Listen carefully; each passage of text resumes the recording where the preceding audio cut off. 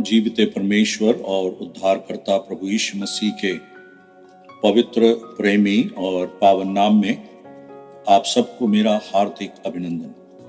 भजन संहिता 18 और उसकी 6वीं आयत को हम पढ़ेंगे।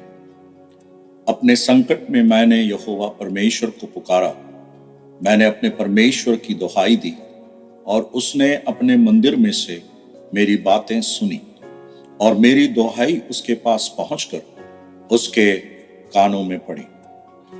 दाऊद का यह मुक्ति गान जो हम 4 से लेकर 6 तक के भाग में खतरों में परमेश्वर को ताकने के विषय में देखते हैं। इस पूरे भजन में परमेश्वर का दास परमेश्वर के किए गए उस छुटकारे के कार्य के लिए स्तुति के गीत को गा रहा है, परंतु साथ साथ वो परमेश्वर के सम्मुख अपने बातों को रख भी रहा है। और इस 6वें आयत में हमने जिस प्रकार पढ़ा, जहां पर संकट में मैंने यहोवा को पुकारा, अपने परमेश्वर की दुहाई दी और उसने मेरी बातें सुनी और मेरी दुहाई उसके पास पहुंचकर उसके कानों में पड़ी। मैं पिछली बार आपको बता रहा था कि परमेश्वर हमारी प्रार्थनाओं को सुनने वाला परमेश्वर है और ये हमारे लिए आश्वासन है, उस पर मैं आऊंगा। परंतु परमेश्वर को पुकारना, यह स्वतंत्रता जो परमेश्वर ने हमें दी है, उसके विषय में हम विचार कर रहे थे। और पिछली बार हम प्रार्थना के उस महत्व को देख रहे थे, उसके विषय में विचार कर रहे थे कि परमेश्वर कैसे हमारी प्रार्थनाओं को सुनता है और हमारे जीवन में हम चिंता मुक्त जीवन को बिता सकते हैं। उस वचन के आधार पर हमने उस बात पर विचार किया। फिलिपियों की पत्री 4 अध्याय और उसके 6वीं आयत में जब परमेश्वर का दास इस बात को कहता है, किसी भी बात की चिंता मत करो, परंतु हर एक बात में तुम्हारे निवेदन, प्रार्थना और विनती के द्वारा धन्यवाद के साथ परमेश्वर के सम्मुख रखी जाए। तो यह बात जो परमेश्वर का दास स्मरण दिलाता है, वह इस बात को कहना चाहता है कि हमारे जीवन में एक बड़ी जिम्मेदारी है और वो जिम्मेदारी यह है कि हम अपनी बातों को परमेश्वर के सम्मुख रखें। हर एक बात में कोई भी ऐसी बात हमारे जीवन में नहीं होनी चाहिए जो हम परमेश्वर के सामने ना रख पाए।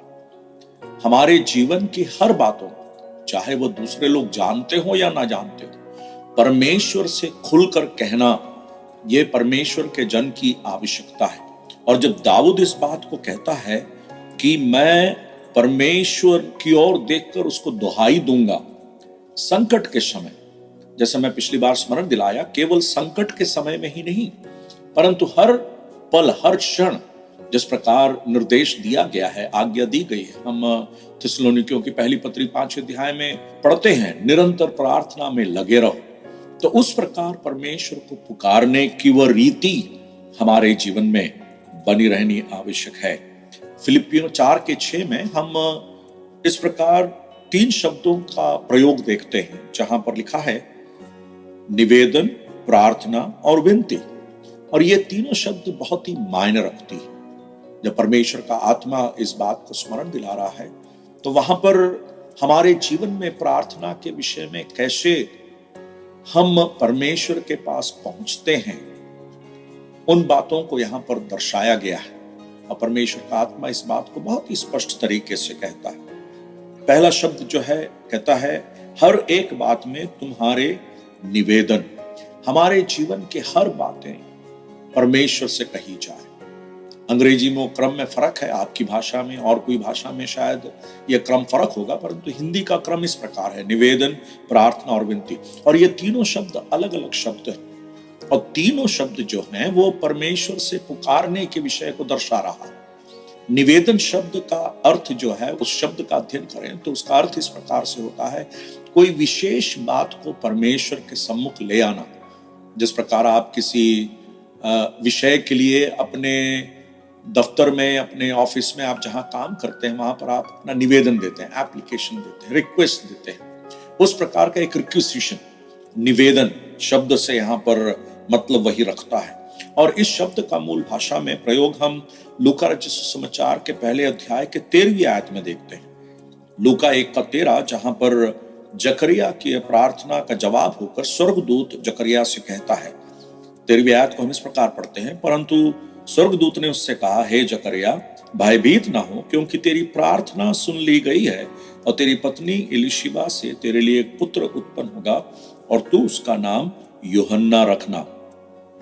यहां पर प्रार्थना जो शब्द का प्रयोग है, फिलिपियों की पत्री निवेदन के लिए जो शब्द का प्रयोग किया गया है, वही शब्द मूल भाषा में यहां पर इस्तेमाल किया गया है। इसका मतलब यह है कि कोई विशेष विनती या कोई विशेष निवेदन, कोई विशेष आवश्यकता जो परमेश्वर के सम्मुख रखी गई हो। और हमें मालूम है जकरिया और इलिशिबा के जीवन में वे लोग एक पुत्र की चाहत कर रहे थे और उस बात को परमेश्वर के सम्मुख वह रख रहे थे। कैसे मालूम? क्योंकि उसके आगे हम इस प्रकार पढ़ते हैं, 14वीं आयत में हम पढ़ते हैं, तुझे आनंद और हर्ष होगा और बहुत लोग उसके जन्म के कारण आनंदित होंगे।